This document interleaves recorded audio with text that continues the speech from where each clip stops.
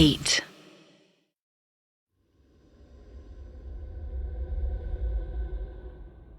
दुनिया के हर टीनेज लड़का या लड़की के दिल में हॉस्टल की एक बहुत ही कलरफुल इमेज होती है, जिसमें दोस्त होते हैं, कॉलेज इवेंट्स होते हैं, लव स्टोरीज होती हैं और बहुत सारी मेमोरीज होती हैं। लेकिन किसी किसी के एक्सपीरियंसेस अलग भी हो जाते हैं, जिसमें डर से भरा हुआ एक ऐसा एक्सपीरियंस होता है जिसे वो लाइफ टाइम याद रखेंगे। श्लोक के हॉस्टल में दोस्त तो बहुत थे और वो सारे लोग इंजीनियरिंग की स्टडीज के लिए इंदौर आए थे, लेकिन उन सबको जो एक्सपीरियंस हुआ उन्हें आज 5 साल बाद भी याद है। तो मेरा नाम श्लोक गीता है। मैं एमपी खंडवा से हूँ। मैं मैकेनिकल इंजीनियरिंग की पढ़ाई कर रहा था और हमें कोर्स करने जाना था इंदौर। तो इंदौर में एक इंस्टीट्यूट है जो बहुत सालों पुराना बना हुआ है। पुरानी ज़मीन एकदम, हॉस्टल वगैरह भी सब पुराने हैं और बॉयज़ हॉस्टल वहाँ बीच में ऐसा हम लोग गए तो जंगल वंगल था, 1 किलोमीटर दूर चल के जाना पड़ता था। और कुछ उसमें 2 रूम्स ऊपर थे जो खुले थे, हमारे 6 दोस्तों को हमको मिले थे और नीचे कुछ हमारे सीनियर्स रहते थे, तो वो लोग थे कुछ 2 रूम्स। तो ऐसे सिर्फ ऊपर नीचे फ्लोर में 4 रूम्स ओपन थे, बाकी सब बंद थे। तो हमारे यहाँ एक नीचे बंदा था, एक वो पता नहीं कुछ मस्ती मजाक वगैरह कुछ ये लोग कर रहे थे और मतलब अमावस की रात की 1 दिन पहले की बात है। वो कुछ तो पता नहीं ऐसा कुछ बना बुनू के बैठा था। हम लोग नीचे गए थे उससे सिगरेट के लिए लाइटर मांगने के लिए और देखा तो वो कुछ तो बना के बैठा था उनके हॉस्टल में। ज़मीन वमीन पे 4 लोग बैठे हैं, मोमबत्ती वगैरह है। और मतलब मैं पूछ रहा था ये क्या चल रहा है तुम्हारा, क्या है ये, क्या कर रहे हो ये। मुझे 1 सेकंड के लगा ऐसा तो नहीं है वाइजा बोर्ड टाइप कुछ खेल वेल रहे हो। फिर अचानक से एक दिन ना रात के 2-3 बज रहे होते हैं और हम 3 दोस्त एक जगह रहते हैं। तो रात में 3 बजे अचानक से किसी का गेट ठोकने की आवाज़ आती है 3-4 बार। तो हमें लगता है कि ये बाजू वाले होंगे शायद। एक बार बोला, फिर ठीक है, कोई आवाज़ नहीं आई हमें कि ठीक है नॉर्मल होगा, यही लोग मस्ती कर रहे होंगे। अब हुआ अगला दिन स्ट्रेट, तो 3-3:30 बजे की बात होती है और फिर 3 बार कोई गेट ठोकता है। एक बार गाली वाली देता है मेरा दोस्त, तो बोलता है अरे मत करो तुम लोग, ये क्या कर रहे हो, सोने दो हमें। फिर 5-10 मिनट बाद और एक बार ठोकता है। गेट ओपन करा, कोई नहीं था आसपास। मैंने तुरंत गेट बंद करके अंदर आ गया। तीसरी बार गेट ठोकता है तो हमारे यहाँ वो सरिया वरिया ये सब रखे हुए थे, हम लोग उठा के एकदम मारने दौड़े बाजू में इनके गेट पे। हमने ठोकर वोकर मारी, कुछ आवाज़ नहीं, कुछ नहीं। अगले दिन गए हम लोग। अगले दिन इनको पहले तो चिल्लाया तुम लोग ये सब हरकतें मत करा करो, सोते हैं हम लोग, ऐसा वैसा इनको बताया। तो ये बोले हम तो कल रात भर थे ही नहीं, हम तो दोस्त के रूम में रुके थे, हम कैसे ये सब कर सकते हैं। तो बंदा बोलता है कि यार इवन अगर हम लोग, मतलब उसने बताया भी कि अगर हम लोग ये करके भी रखते तो हमारे गेट की जो चटकनी होती है ना, वो आवाज़ करती है बंद करने के वक्त। तो अगर हम ठोक के भागते भी तो वो आवाज़ आती तुम लोगों को। बाद में चेक किया, लिटरली वो आवाज़ आती थी। तो 1 सेकंड के लिए मुझे लगा कि हाँ ये मस्ती वस्ती है, ठीक है छोड़ो, इतना नज़रअंदाज किया थोड़ा। तो एक बार ऐसे ही सिक्योरिटी वाले के साथ हम लोग पी रहे थे, पार्टी वार्टी कर रहे थे, तो उसने स्टोरी वगैरह बताई थी कि हाँ क्या क्या हुआ था। उसके पहले जो एक बंदा था उसको कोई तो दिखता था, अचानक से कोई छत से कूदते हुए दिखा उसे और ऐसा लगा कि वो नीचे गिर गई है लड़की। और जब वो पास में जाके देखा, भाग के देखा, तो वहाँ कोई नहीं था। इवन जो मैनेजमेंट वाले थे वो लोग भी बोलते थे कि आप 2 बजे बाद सिक्योरिटी वालों को कि 12 बजे तक चेक करके आ जाओ सारे रूम्स, उसके बाद जाओ मत। उसके बाद 2-3 दिन 4 दिन हुए।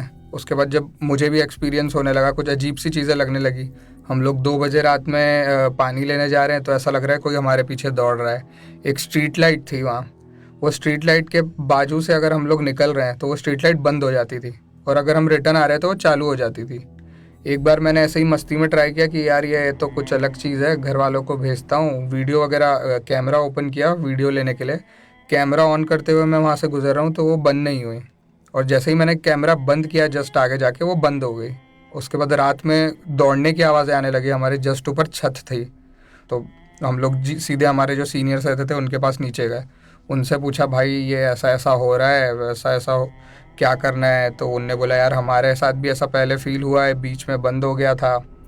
तो मैंने एक दिन पूछा कि यार तुम लोग उस दिन कुछ तो कर रहे थे, वो क्या कर रहे थे बताओ, क्या गलत था। तो वो लोग तो आज तक मतलब तब तक ऐसा ही बोलते थे कि ये वो तो हम मस्ती कर रहे थे, ऐसा कुछ नहीं है।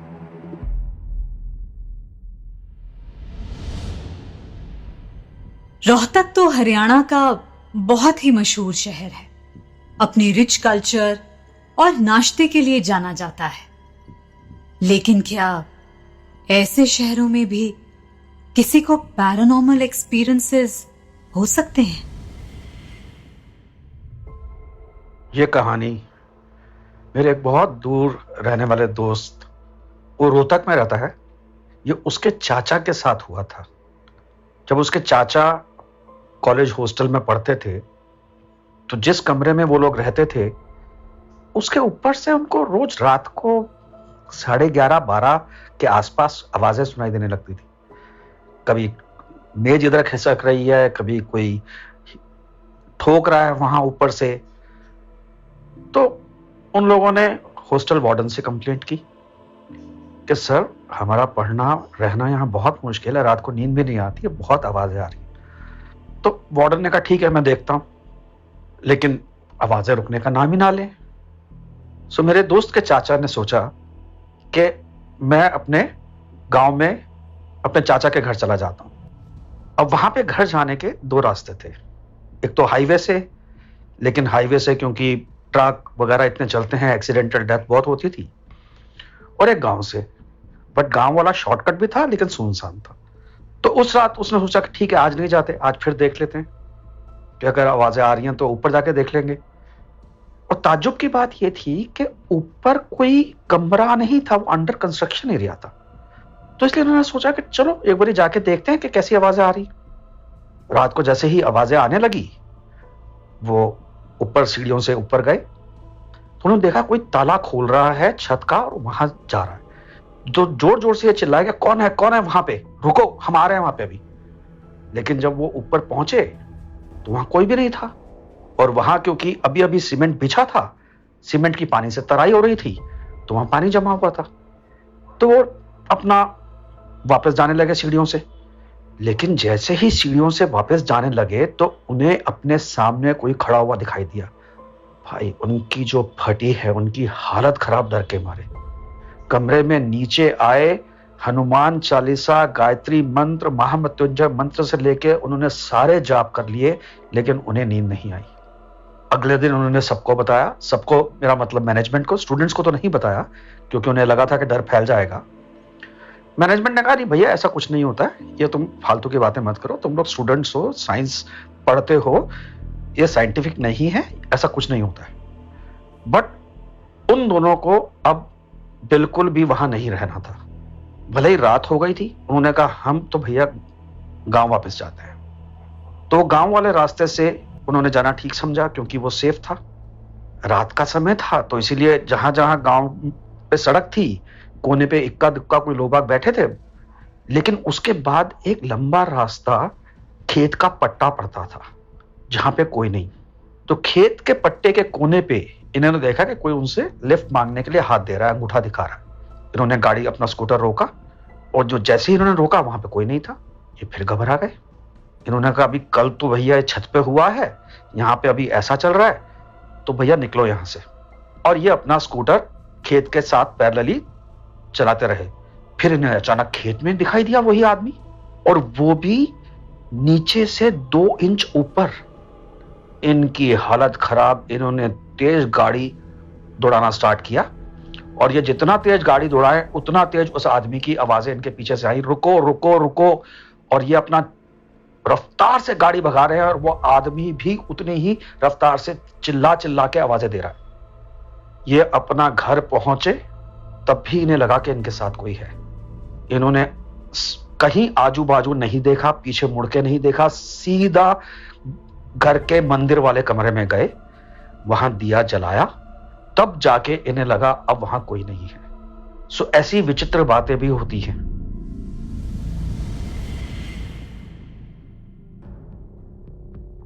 सागरिका और उसके दोस्त तो अपनी मस्ती में थे और उन्हें लग रहा था कि आज कोई भी हॉस्टल के रूल्स फॉलो नहीं कर रहा है।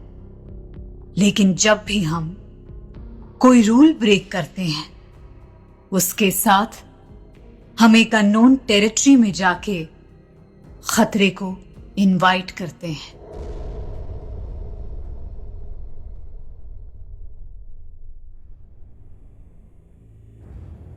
तो ये स्टोरी है कुछ 4 से 5 साल पुरानी।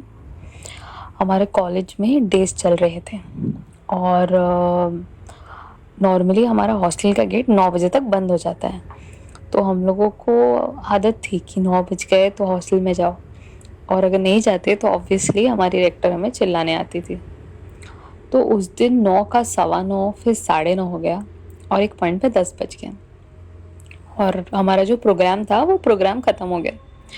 तो हम हमारे हॉस्टल के गेट पर रिटर्न चले गए। गेट बंद हो गया, नॉर्मल हो गया। हम गए रूम में, हम हमारा डिस्कशन किया जो भी प्रोग्राम हुआ था। डिस्कस करने के बाद रात के 11:30-12 हो गए और फिर हम सो गए। और हमें ये बात अगले दिन पता चली कि उस दिन क्यों हॉस्टल का गेट जल्दी बंद नहीं हुआ। तो उस दिन रात के 8:30 बजे एक हॉस्टल में रहने वाली लड़की थी। ऐसा कहते थे कि उसको किसी चीज़ से प्रॉब्लम थी या उसके साथ कुछ हुआ था। वो लड़की होगी कुछ 20 साल की। उसके पास के एक रूम पे रेक्टर आई थी किसी काम से। तो जब उसको रेक्टर देख रही थी, वो सोच रही थी कि लड़की क्या कर रही है, क्योंकि वो लड़की अकेले रूम में देख के अपने बाल कंघी कर रही थी और आईने में देख रही थी। और रेक्टर को लगा ये अचानक क्या कर रही है। और उतने में रेक्टर आई और उसने उससे पूछा तू क्या कर रही है और किससे बात कर रही है। तब उसने कुछ तो उल्टा जवाब दिया और रेक्टर को उसने धक्का मारा। वो सुन के आसपास के और 2 लोग आए जो पास के रूम में रहते थे और उसने आवाज़ किया ज़ोर से।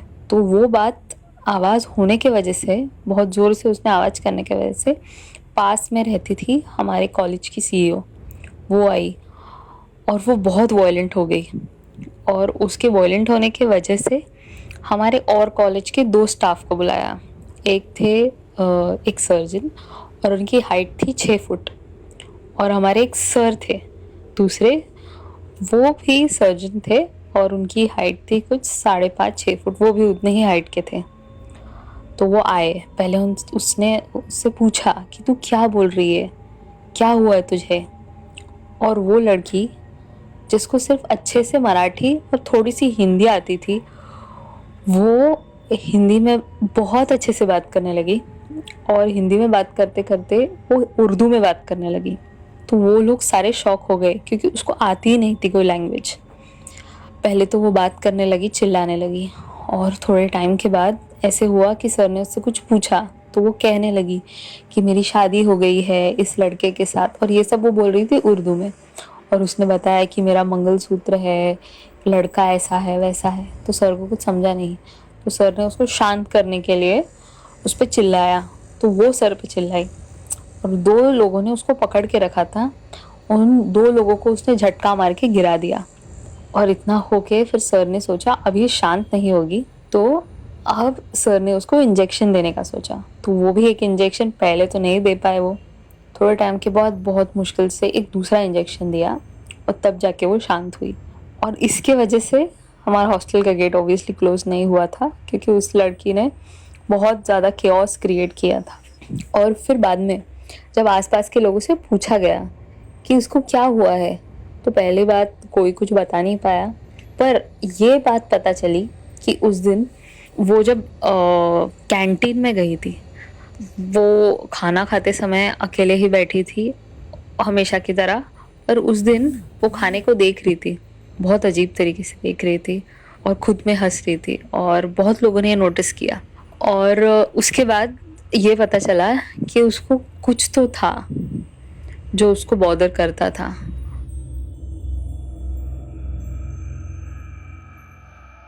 हॉस्टल्स के रूल्स और टाइमिंग्स बहुत स्ट्रिक्ट होते हैं, इसीलिए उसमें रहने वालों को उन रूल्स को ब्रेक करने में बड़ा मजा आता है, but we all know the difference between breaking the rules and crossing the boundaries.